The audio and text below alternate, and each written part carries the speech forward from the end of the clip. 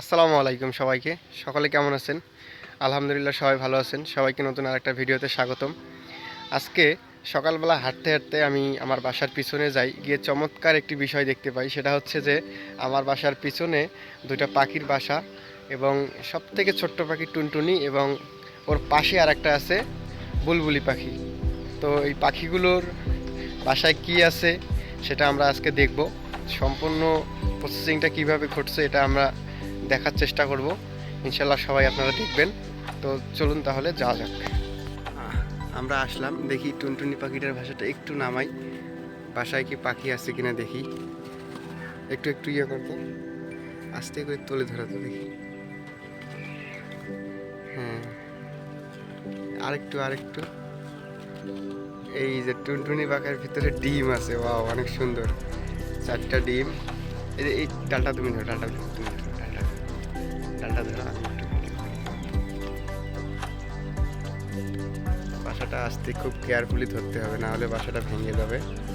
এই যে 4টা ডিম টুনটুনি পাখির, আমরা পাখিটাকে দেখতে পাইনি কিন্তু পাখিটার ডিমটা আছে এবং খুব সুন্দর করে বাসাটা তৈরি করছে। ওয়াও, এটা হচ্ছে আমের গাছে। ওয়াও সুন্দর, পাখিটা আসছে, টুনটুনি পাখিটা আসছে। আমরা তাহলে এখন রেখে দিই, আস্তে আস্তে রেখে দিলাম। ওইখানে আসি, আবার একটু পর বসবে। এখানে আর একটা বাসা আছে, বুলবুলি পাখির বাসা। এটা দিয়েও ডিম আছে না? এই যে বুলবুলি পাখির বাসা, এটা 2টা ডিম।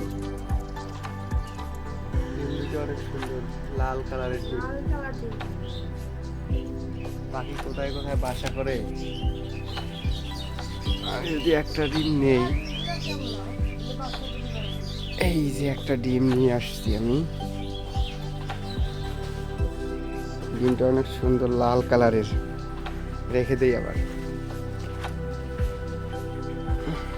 পাখির ডিম পাখির বাসায় রেখে দিলাম।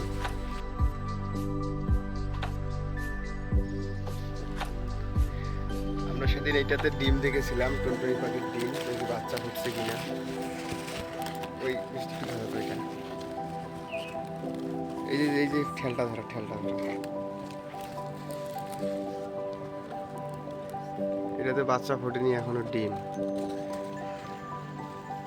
এদিকে ছাড়ি দাও। আর এই দিকের বাসাটায় কি অবস্থা দেখি। ওই দিকের বাচ্চাটাতে বাচ্চা ফুটছে। হ্যাঁ, কয়দিন হলো তাদের বাচ্চা ফুটছে। বাচ্চাটা হাঁটি।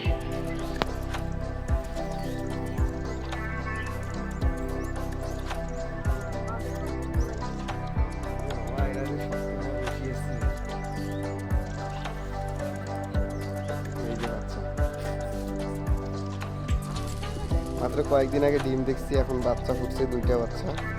বাচ্চাগুলো আস্তে আস্তে বড় হোক,